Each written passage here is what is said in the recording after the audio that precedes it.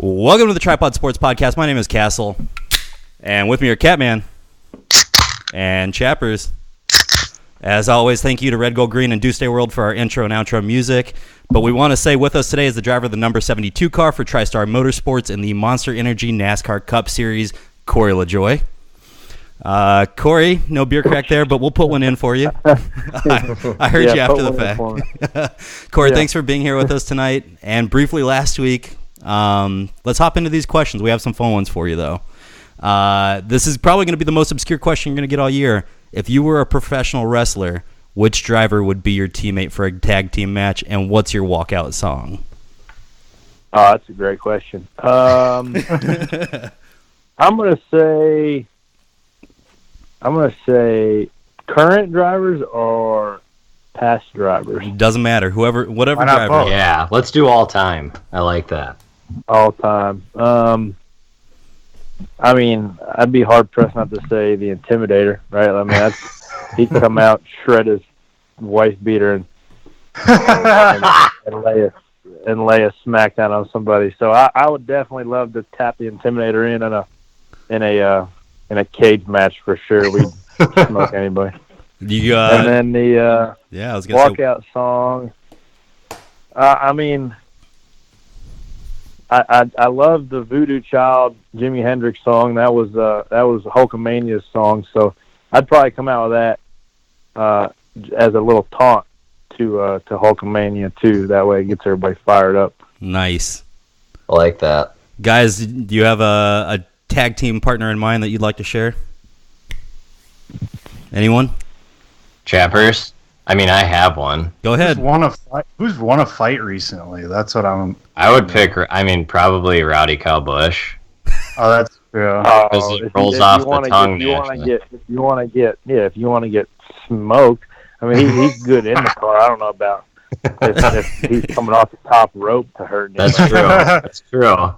I don't think he would be one to grab the chairs or the tables. No, he's the one. He'd be like Triple H, where he'd act like it but not really do it. See, in the back of my mind, I was thinking Di Benedetto because he spends so much time in the gym. He posted all over his Snapchat. He is freaking jacked. Mm-hmm. But he might just be... His biceps are bigger than his legs, though. That's why he never shows his legs. You guys are stuffed down in that car, so, I mean, you can't have your legs that big, right? I can't imagine... I guess not. All right. Yeah. I don't know. He's got some big biceps. He does concentrate on those. I'll give him that. Yeah, I think that's that throws you off though, because I don't think he's going to be great in a cage match or a tag team match. So, all right. He's a pretty solid guy. He'd be decent in a cage match, but yeah. I mean Newman too. He's stout. You definitely wouldn't be able to get a hold of him. He'd grab you. He's like cornbread fed. He'd get a hold of you. He's got that low center of gravity. He'd stand between you. Yeah, he's got no neck. He'd stand between you and your corner, and you'd never get past him. I mean, you couldn't even choke slam him because you don't have a neck. You'd be grabbing his shoulder. All right, Corey. Did you watch any of the Winter Olympics at all? I actually watched the curling. Woo! Hell yeah! Took the gold. Oh yeah. I actually had a buddy that kind of knew all the rules and explained to me how it's more than just sliding a rock and sweeping it. And then it's kind of like just life-size shuffleboard. So that was pretty cool. Bobsleds are always pretty fun to watch. I know a couple guys that actually build the two-man bobsled. I don't even know how they ended up this year, but watch the Shaun White crushes run to get the gold. That was nuts. Yeah, it was. Yeah, I didn't watch as much as I would like to. I watched some vicariously through Dale Jr.'s Instagram stories, and that sometimes was the extent of my Olympic watching that day. I mean, speaking of Junior, hell of a coverage out of South Korea out of him. I thought he did a pretty good job with it, especially the Super Bowl too. Yeah, so he actually does pretty good. He's a personable enough guy where people can relate, no matter if he's in his element or not. Right. Yeah, I'm excited for that NBC added him this year for the second half of the season for coverage. Yeah, I think he's gonna be just as influential out of the car that he was in the car. Yeah. Now that he can, he's live tweeting during the races, and he's like all the fans that were watching on TV for Dale Jr. actually get to see more Dale Jr. because he's going to be in the booth. So it's actually a win-win. Yeah, we saw you throw out the tweet about Dale Jr. tweeting during the race and how it's going to be gold for this year. Oh yeah, for sure. I'm excited about it because he says it like it is, and sometimes the old boogity gets a little old, so it's good to I agree. Mix it up every now and then. Oh yeah. All right, getting to some of the NASCAR questions here. What track has the best food? It can be inside the track or around the track, even if it's just the area. Do you even get to eat? Man, it's hard to beat regardless of where you're at. It's hard. Like my racetrack food is always a cinnamon sugar pretzel and the biggest lemonade they have. And some have a little better than others, but I mean it's like fair food, right? But like that's the first thing I go is get a cinnamon sugar pretzel and a big lemonade. And some lemonades are much better than others, but there you got your stereotypical Martinsville hot dogs. And every place is kind of starting their own little thing with food, but honestly, my favorite food at a racetrack is South Boston's fried bologna sandwiches. What? Them some bitches are so good. Yeah, they're like half thick bologna sandwiches. Yeah, grilled onions on them, some mustard. That's what's up. You have something in common with Doug Marone. Doug Marone loves fried bologna sandwiches. I'll make the best bologna sandwich you ever had, though. Doug Marone looks like he likes fried bologna sandwiches. Yeah, he does. Corey, we'll take the offer, but you gonna stick with the fried bologna sandwich as your number one then? Why not? All right, Tripod. I think we got a destination. We got to go. Where did you say it was? South Boston. South Boston, Virginia. Yep. All right. Okay. I think we got to go have one of those bologna sandwiches. All right, Corey. Yeah, I mean, you can make a pretty cool short track little trip and see all the sights, but South Boston's definitely a cool one, and their fried bologna sandwiches are on point. Yeah, with the onions, the mustard, the whole deal. But yeah, it's hard to beat. Nice. All right, we got another one here. How do you relax between events while you're at the track, or is there any relaxation time? You just jumping from practice, to meeting a sponsor or something, or do you have some downtime?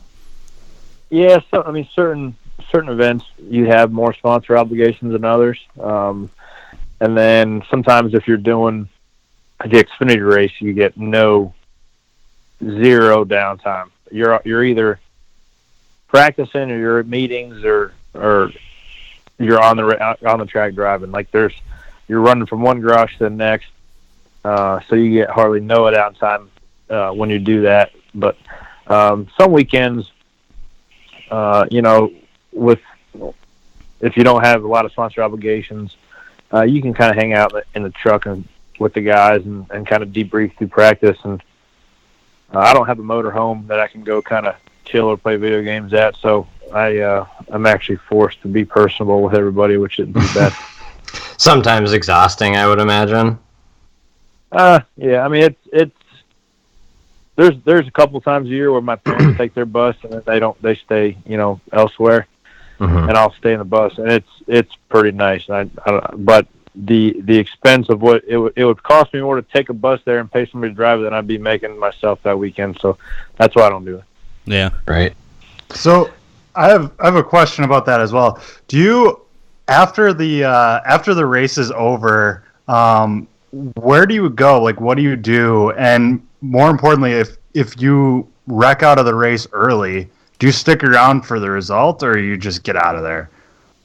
So the second race of the day is the race to the airport.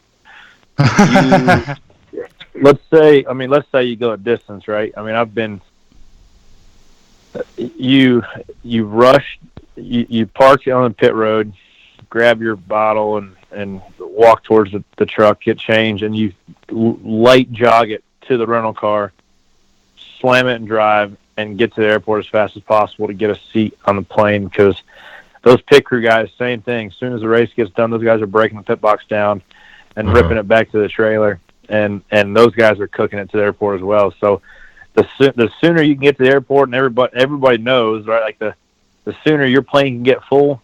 Usually 2 or 3 teams charter a plane together, and the sooner you can get everybody loaded up, the sooner you can get home. So that's as soon as the race is over, you're booking it to whatever FBO airport is close by that they can fly into. And then I also have been on the flip side of that, where you wreck out early.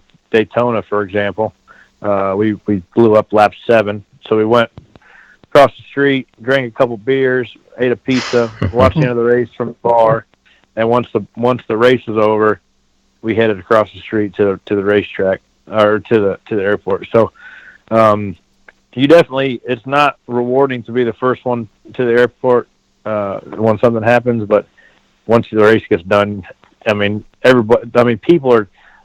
I wish I had videos of some of the stuff that goes on during like the airport runs. It's like the cannonball run, right? Like, you got guys blasting up the median and jumping curbs and stuff, and you look like, okay, that's the 24 pit crew, right? Like, they got 8 guys back in a minivan that's like right sides off in the ditch, and they're just gassed up. And wherever you see a big cloud of smoke, you just follow the guys that are hauling ass, and you'll get to where you got to go. Damn. So when you hop in your rental car, does it feel like you're driving really slowly then? It actually feels backwards. It feels so. I've noticed, like, if I have to drive a decent way after the race to the airport, I'll just be cruising. Like, my brain will, like, I don't really even know how to explain it. Your brain feels like you're going fast still, and I'll look down, like I'll be getting passed by, like, grandmas and stuff. And I look down, I'm going like 55 mile an hour on the highway, and I'm like, okay, like, gas pedal's on the right. Like, what are you doing?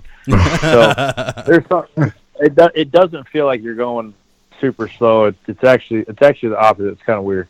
Well, I suppose when you're on the track, you don't have trees flying by you or whatever. So yeah, point of reference is it's certainly different, but I don't know. It's always felt faster on the street after the race when you're going 60 miles an hour as opposed to when you're going 200. It's like you get settled in and get comfortable seeing stuff going by at 200 miles an hour, and then when all the scenery slows down a little bit, it actually makes you notice. Nice. So I had a question. I know Chappers and I could hear you a little bit when you were speaking with Marcus last week, and we both kind of had the same question, and you were talking a little bit about just the difference between, going up the series finally to the Monster Energy NASCAR Cup Series, and just the difference, in equipment being used and whatnot. And I think you said something to the extent of, it's different having your Hendricks, your Penske's, your Joe Gibbs Racing as compared to, the 72 TriStar car, where you have equipment that's a little bit older. And I'm just wondering, like, technically I don't know if you can tell me what it is, but I'm just curious if you could maybe explain a little bit more about that. Yeah, so you obviously can see your race teams that are backed by the manufacturers. Right. You've got Gibbs and Front Row, or Furniture Row, are pretty much Toyota manufactured teams per se. They get their motors straight from Toyota Racing Development, and any and all Toyota research and development goes through Gibbs first, and then it's distributed to Furniture Row. And then, so on the Chevy side of that, you have Hendrick, I guess you can call the Chevy manufacturer team. And then, so they supply engines for Ganassi. So Ganassi kind of does their own research and development, and Hendrick is the tightest with Chevy on their research and development. And then also Childress is a Chevy team as well, so they do their own. But you can call Hendrick the main Chevy team. And then the Ford teams, you have Penske, Roush, and I guess that's about it. So Penske and Roush, I would even probably lean towards Penske, is like the Ford manufacturer team. And all the research and development and money that Ford dumps into the sport runs through Penske first. So since TriStar is a Chevy team, they get cars. For example, they get Chevy cars from Stuart Haas when they were Chevys 3 years ago. Okay. Okay. All right. So they're always 3 or 4 years behind on chassis advancements, and then TriStar owns their own engine building company called PME. So they always get 3 to 4 spec old engine packages. So if there's anything new from Chevy, Hendrick gets it, and they run it until they have another spec, and then until their spec gets 2 or 3 specs old is when they start selling the parts to the smaller teams. So because it's all proprietary. So same thing with Ford teams, and same thing with Toyota teams. And actually, Toyota, all their old spec stuff is either way old, like what BK gets, or it's either scrapped into the junkyard. So if they, you can't buy a Gibbs chassis. Like they bale it and throw it in junkyard somewhere. All right. So a question here for you. It seems like there's, you kind of artificially inflate the market, with the big name teams always staying at the top. I mean, would you be in favor of moving the sport towards a spec engine that every Chevy team runs, no matter if they're at the top or at the or they're using older equipment? You kind of want to push it towards just a single engine for the Chevy, single engine for the Ford, single engine for the Toyotas. Everyone runs the same equipment, and see what happens. That's a good question. I personally said in some different interviews, I'd like to see an engine package. I think if to make it more appealing to other manufacturers wanting to come to the sport, like a Hyundai or Volkswagen or Honda, like those guys don't want to build a 358 small block V8 that none of their stuff runs. Like if Toyota wants to build a 6-cylinder twin turbo engine that puts out 800 horsepower, let them do it. And if Chevy wants to build their 358 small block that puts out 800 horse, then let them do it. And if Dodge wants to put a Hemi that puts out 800 horsepower, like, let them do it. And if Volkswagen wants to make a diesel, like, whatever, just clean diesel, of course. Yeah. Well, I'm sarcastic saying that, but if they want to make a 4-cylinder twin turbo that makes that much power, let them use an engine package that they can actually put in their production cars, and they can actually put some research development in that, because Hendrick's not or Honda's not going to come in and invest $80 to $100 million just to develop one engine that they're never going to use in production cars, just to make it just to be a NASCAR. Right. So if they can open up that and make it a little bit more feasible for manufacturers to get in there, then that drives the market up for drivers. That drives the market up for sponsors and teams, and makes it more appealing overall. Because when you only have 1 or 2 or 3 manufacturers in the sport, then you kind of get the rich stay rich and the poor stay poor, just because you can never get the up to date equipment. So if you have, let's just say Dodge comes back in, they can funnel a bunch of money in and get some guys under their banner that can make everybody else step up the game. So to your point, what I like to see it a little bit more even. I mean, it's fairly even now. They do a pretty good job with the rules package, but now when somebody hits on something, 5% better than everybody else, it shows up, like Martin Truex last year. He's been, over his career, he's been a 20th place guy, and all of a sudden now they hit on something and he wins 8 out of almost a quarter of the races of the year. So he didn't wake up January 31st last year and learn how to drive a race car. He just was driving a damn good car, and he made the most of it. Right. Right. So I have a question about that. Is if you were to put an elite driver, like one of the ones that are considered, the best drivers in NASCAR, in an older car, would they be all that successful? Say that question again. Sorry. Like if you took like an elite driver, one that's considered, one of the, top 5 drivers in NASCAR, whoever that may be. Yeah.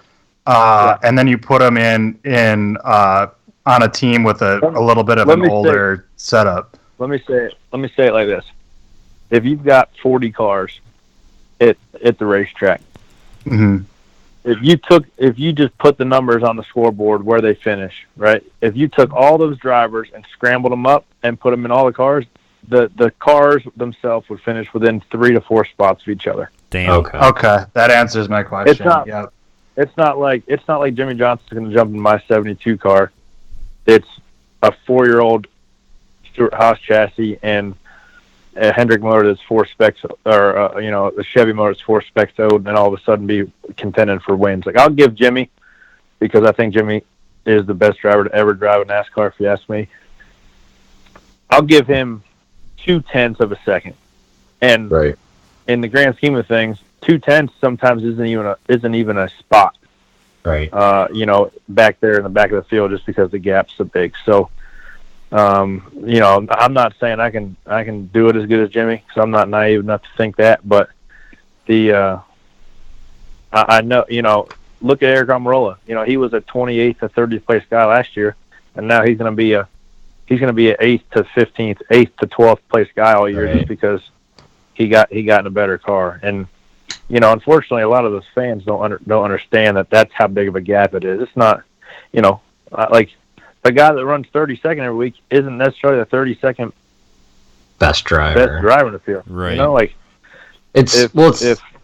Go ahead. Sorry. No, and obviously the cream always rises to the top, right? Like you saw Atlanta this past weekend, the highest finishing rookie was 18th. Like that just goes to show it was Will Byron, and that goes to show Atlanta's a tough joint. Right. And the veterans just know throughout the weekend how to make their car driving better, so that they actually race better. Like any son of a bitch can drive a car pretty fast and can push the car to their limit. Like there's only so fast a car with certain amount of aero grip, certain amount of mechanical grip, and the tires can take. Like that's as fast as that sucker can go.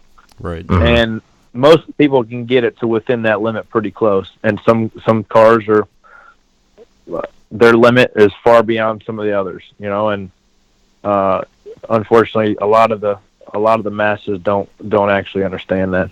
Right. Yeah, I was gonna say it's not something that like I watch a fair amount of F1, and the difference in coverage between how much time is put into discussing the manufacturers of the cars and the technology and equipment that's being used in F1. Yeah. They could talk about it for 3 hours, and they do very often. Whereas in NASCAR, it's like, okay, let's go to the jumbo board and show you how the track bar moves up and down, which is great because, it's a simple understanding and gets people involved and understanding a little bit of the technical stuff. But I've always been interested in really what's going on, what's the gap, and why isn't that discussed a little bit more? It is discussed, but the thing is the teams that have the most money are always going to find the gray area. Right. If they make a new truck arm rule, then they're going to hire an engineer to figure out every possible way they can get around that truck arm rule. Like, TriStar, we have one engineer for the entire race team. So instead, they're just building essentially box stock cars, putting a setup in there, and we're going on the racetrack. Where those big teams, have crush panel engineers. They have front end. They have left front suspension engineers. They have guys that just simply work on mounting different fire bottles in different spots, where if that can save you, half of a gram of weight, they have guys if there's a bar or a brace or a piece in a certain spot, they've extinguished every other option that thing can be on that race car to make it the best it can possibly be. You know, and where where the smaller teams are like, okay, well, we got to put that brace out there. Okay, weld a tab, ship it. You know, well, Gibbs goes to the wind tunnel. Okay, where can we put this bar, or where can we put this brace to make more side force? Right. You know, and it's just every single piece on that car is thought out, and by the time it trickles down to the smaller teams, all that stuff's already ripped off and cut off, or whatever the case may be. Right. Mm-hmm. All right, Corey. So you do. That's why you notice in F1 races, like when Red Bull hits it, they finish first and second, and then Ferrari's third and fourth, and then Mercedes is fourth and fifth. Mm-hmm. Or, fifth. Exactly. That's just how it is. And right. You can change them drivers. You can interchange all them guys. First to 18th, and they're going to finish Red Bull up front, Ferrari in the middle, Mercedes in third. That's just how it is. Yep. And it's to that. You'd like to not think that NASCAR is that to an extent, but it is not as defined, and not as not as well. Yeah, because Rubin's racing. Yeah, I mean, yeah, you like to think that it's a stock car. There you go. Ain't nothing stock about a stock car. That's true. All right, Corey, I think we got one last question for you. It's an easier one than the technical ones we've thrown at you here. Other than being a driver, do you have any other sport you've played or continue to play or watch that kind of has had a profound effect on your life, or continues to have a pretty profound effect on your life? Yeah, so I was always in sports growing up through middle school, high school. Played basketball, so I played. Denny Hamlin built like the biggest house you ever seen on the lake up here, about 3 miles from my house, and he happened to put a full court basketball court in his house. Damn. And he has like a little league put together. So I play in that, have a little fun on Monday nights. I'm decent at that, but it was always going through high school. It was baseball and racing were my two things, and I stopped playing baseball my junior year. I was, lefty, center field pitcher. I could throw pretty hard, and had somewhat of I could have had a career in that, but looking forward and looking at baseball, I didn't like it enough to play it 182 games a year. Mm-hmm. Like my one game a week was my fix for that, and it was a point in time where I either started to get my ass in the cage and start hitting balls, or working with pitching coaches, or be in the shop and start working on race cars more. So I just chose race cars, and now here I am. I was going to say, we saw how that played out. Well, Corey, thank you very much for. Well, when I see the bottom line on ESPN and another, Justin Verlander signs a $120 million contract, I'm like, what the hell did I do? Do you second guess the decision just slightly there? Yeah. It happens about 3 times a year. I'm like, Chris Sale signs a big contract. I'm like, son of a bitch. Well, yeah, but hey, I'm committed now. You are. I will tell you, we are very excited to see you at TriStar this year. We followed your career last year with BK, and we're excited to see you with somebody else. Yeah, very good. I appreciate it, guys. My next go is here next week in Phoenix, so I'm kind of hit or miss the beginning part of the year. Cole Witt's, I'm splitting the year with Cole Witt, but once we get to the All-Star race in May, I'm pretty much in it every week going forward after that. So tune in. If you see me, great. Not, then you see me soon enough. Sounds good. Thank you, Corey. Yeah, driver of the number 72 for TriStar Motorsports, Corey Lajoie. Thank you for being with us tonight. Yeah, no problem. Thanks for having me. Yep.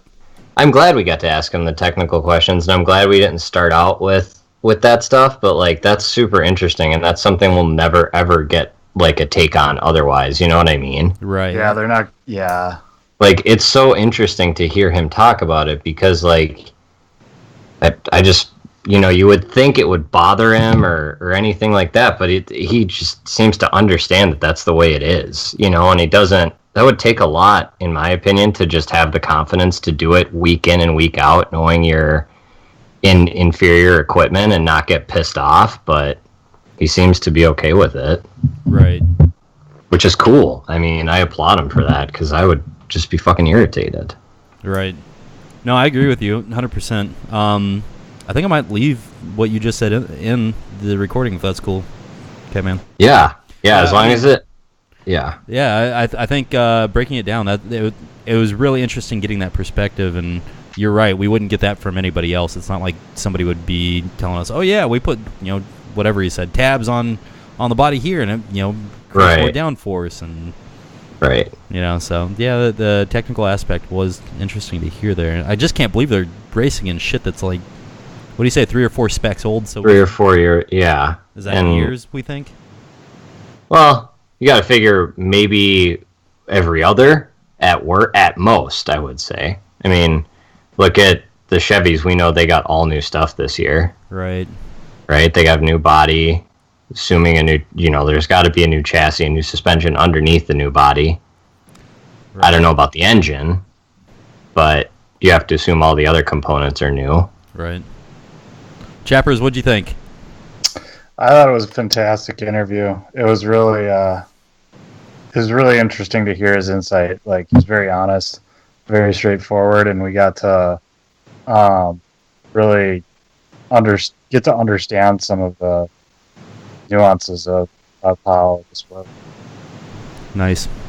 All right, Catman, you want to transition us here into your LeBron rant? You kind of got mad today, didn't you?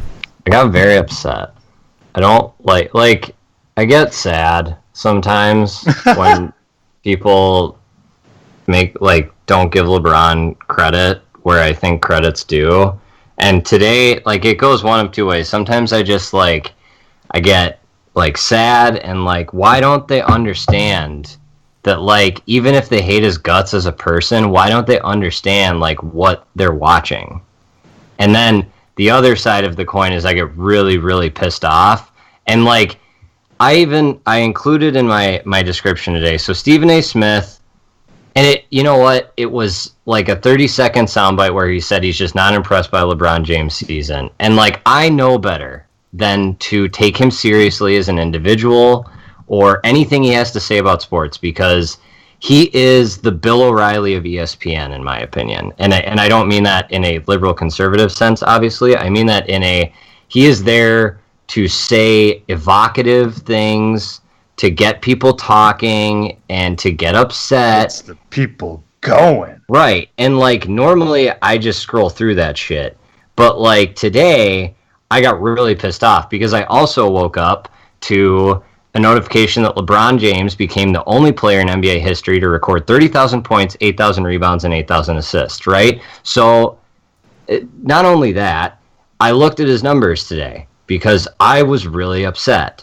And this year he's played in 60 games. He is averaging not even a point less than he has over his career in the last few seasons. He's averaging more assists and more rebounds at 33 years old. So, why are you even saying that? Because it's just, I don't give a fuck if you're impressed. Objectively, it's impressive. That's my thing. There are certain things that you can't measure subjectively. I don't give a shit if you think that, my bits don't tingle when I watch LeBron James. I don't give a fuck. If you don't think what he's doing is impressive, then you don't know shit about basketball. You don't know shit about sports. You don't know shit about anything. So just shut the fuck up and get off the television. Why don't you say that to LeBron's fucking face? That's the thing. Go say it to LeBron's face. Go ahead. Go into the locker room after a game. Tell him you're not impressed with what he's doing. See what he says. And see how much credit you gain in the media world. You have none. So fuck off. Sorry. I like the raw emotion there. That was amazing. Well, just... I don't like Steph Curry, but he's having, his best shooting year ever. I think that's impressive, because it's objectively impressive. What? The man's 33 years old. He's still the best player in the NBA. He's the best player to ever play the game of basketball. I get that that's up for debate, but fuck off, because it's not really, in my opinion.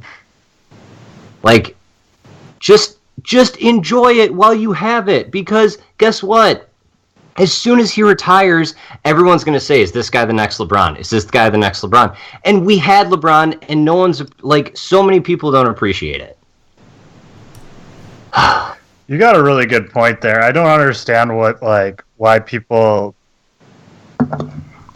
try to, like, undermine LeBron's success to, like, the extent that they do. I really don't. Right.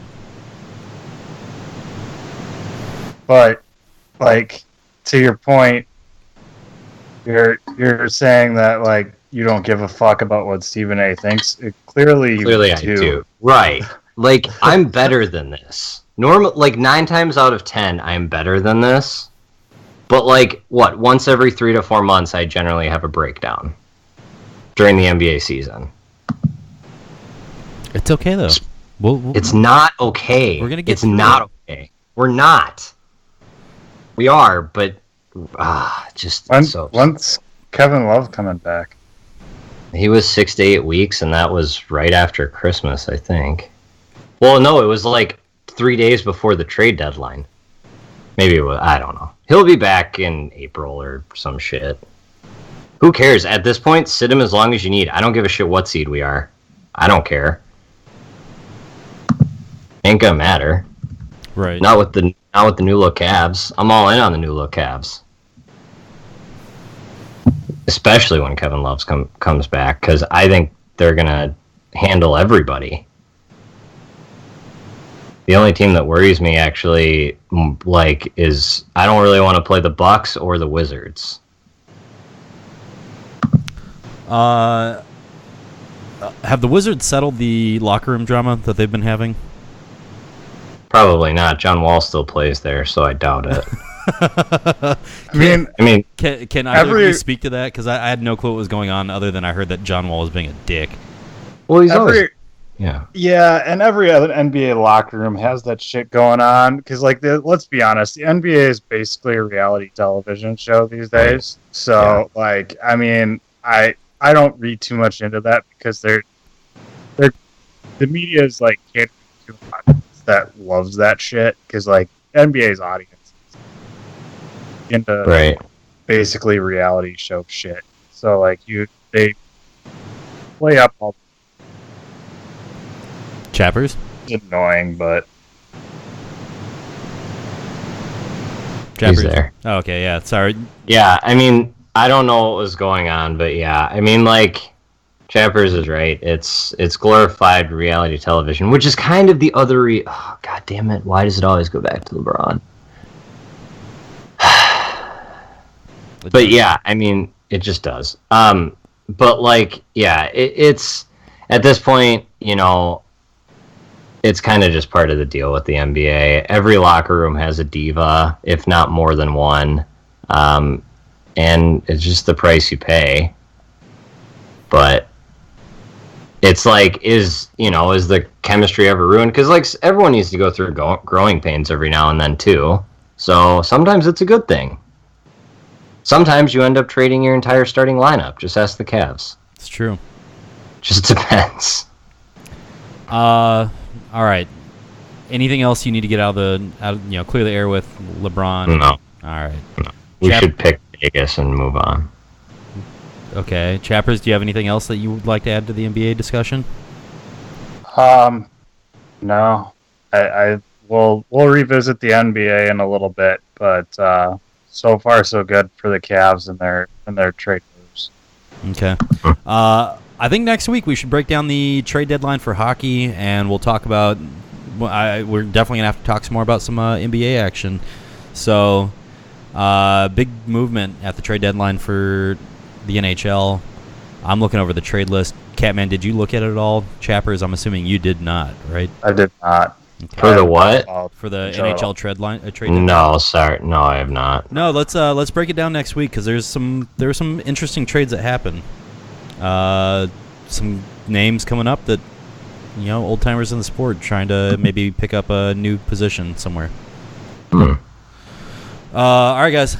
Do we want to do any predictions this week? Are we gonna sit this one out again? Pick NASCAR. We can pick NASCAR. That's all we got. I need something. We're all at 99 still, I think. Or We're all at 99? No, not all of us. Sorry, Chappers is at 99. All right, we're picking NASCAR. Yeah, pick NASCAR. Yeah. Kevin Harvick. Okay. Boo. All right. Try and put you guys out of your misery. Yeah, that's kind of how I'm feeling right now. I'm gonna go with Kurt Busch. I'm going with his brother, Rowdy Cowbush. Okay. You heard it Nice here home track. first via Lajoie. He doesn't think Kyle Busch should be the tag team teammate that you'd want to have. I mean, he does look like a potato, so He does look like I just think he's got a great he's got a great wrestling name. that is true. Rowdy Kyle Busch is a great wrestling name. I don't know who else, to be honest with you, I would like. I'd call Kurt Busch and ask him to get his ex-wife over. Yeah, that's true. Yep. Oh yeah. Didn't think about that one. Oh man, that would have been a great joke to make on the episode. Jimmy Johnson would be crafty in the ring. I think Matt Jimmy Kenseth, Johnson's also in great shape, so there's He that. also is in great shape. I would think that Matt Kenseth would have showed up and Oh, would have surprised dude, he me. would have shown off in fucking like cutoff jeans and a dad shirt and a fucking DeWalt hat and just whooped ass. You think He so? would have come out with a baseball bat and beat the shit out of somebody, and then been like, "Well, sometimes you're the bat, sometimes you're the ball. Today, I use the bat, and he was the ball." His kneecaps were the ball. Guys, I hate to We tell have you to this. talk some more about curling. Oh yeah, dude, the curling gold medal match. You guys watched it? I actually watched like the highlights of it. I did watch all of the the seventh in where they turned 5. That was Yeah, that was amazing. Yeah, that blew It my was the mind. 8th end, I believe. Mm-hmm. Was it? Yeah, and it was tied at that point, and then Seeing that live was, our version of live was we pretty. DVR'd it and respected the pause. I didn't look at I stayed away from my phone. I didn't go to any NBC related shit all day. Mhm. Good job. Yeah, it was horrible. It was horrible. I hated doing that. I don't like. I like watching sports live. It was awful to do that, but I'm glad I did because there's no way in hell I was staying up till that, and I'm glad I got to see it. And not know. Right. I agree. It was cool. The men got. What did I say last week? The men were getting hot down the stretch, kind of like a good hockey team does going into the Stanley Cup playoffs. It's not like they looked great to start. There were certainly a lot of opportunities for the Swedish team to kind of start to put us away, but they just they blew some fucking awful stones. I mean, horrible. But Their skip. Do you guys know what I mean? Like, they played horrible in the round robin play. They got hot at the end of the tournament, and all of a sudden they showed up big for the actual tourney. Well, they barely made it in the playoffs or whatever they call it. Right. It took them they down had to the win. last match. Yeah, they had to win their last 3 matches just to get in. Mm-hmm. But So going you're back saying to there's a chance. there was, and it worked out. But to Catman's point, the Swedish skip, I don't remember his name, but he's basically considered the best curler in the world, and he looked unstoppable for most of the Olympics, but he had some pretty bad throws. Not to take anything away from what the U.S. team did, because they played a pretty good match and they played great down the stretch, but that Swedish skip.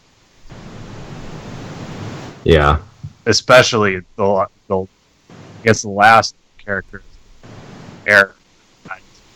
Chappers, Yeah, we're kind of losing you. You're coming in and out there. sorry. I was just saying the last uncharacteristic error, which led to U.S. being able to get hot. It's a great throw, but Catman, did you catch all that? No. Okay. Chappers, no, it started out well, and then it started to cut out when you were talking about that last shot that the Swedish guy missed. But I got what you're going for there. If that helps. All right, cool. All right, so we've got predictions in. What else from the gold medal match? Either of you have anything else you want to add? No. Okay. Chapter. I got nothing else in the Olympics. I'm kind of over it. Yeah, I was over the Olympics for a while. Like curling kept me in, but did you guys get as burned out on the Olympics via the figure skating coverage as I did? Well, yeah. Yeah, fuck we talked about that, and I don't care. I don't care. Fuck. Just enough with the trying to make the U.S. a thing. We're not a fucking thing, and it's okay. Right. We don't beat 15-year-olds with wiffle. Well, okay. We don't normally anymore beat 15-year-olds with wiffle ball bats on a daily basis to like make them spin in the air with their arms over the head because it's more points. Like, I don't care. All right. Well, I mean, we were like the Olympic Committee has like apparently predicts who's going to win what, and they had us pegged much higher than we finished. And yeah, our skaters blew it though, didn't they? Yeah, it would have been much worse because that second week of the Olympics was much better than the first, and we had like a great 3-day stretch. But other than that, it was just dog shit. The first week of the Olympics was just it was awful. So yeah, I was over it. Yeah, we didn't show up ready to play. There were just some sports where we just weren't even existent, like. Right. Bobsled.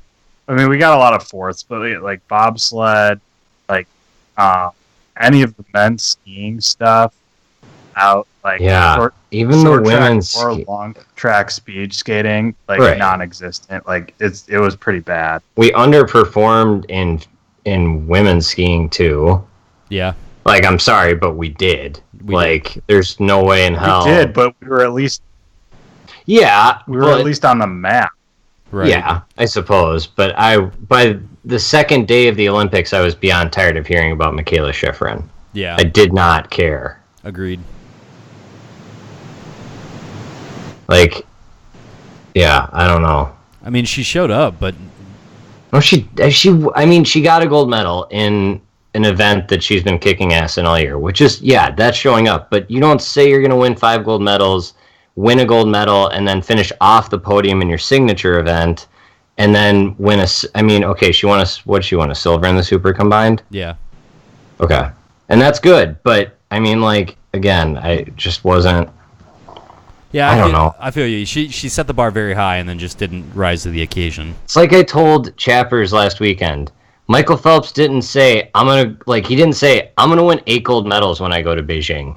No, he just did it. Fucking showed up and won 8 gold medals. That's true. Yeah, I mean, it's as if she like walked into an arena with 2 other individuals full of people and told the crowd that he was going to win not 6, not 7, not 8.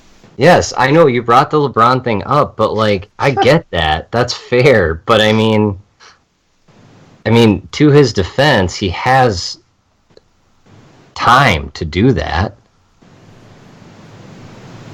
Kind of. She had 3.5 years of build-up. That's true.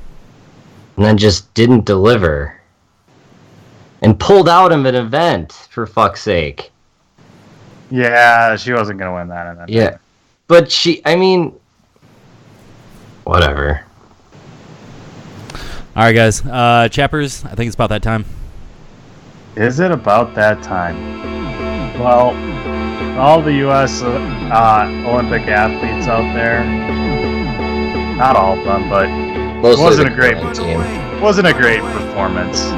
But I'd like to give a shout out to the USA curling team. Well, ultimate of upsets, brought back gold, the best sport in the Winter Olympics. For that, I hope you all sit down and enjoy a nice cold loco.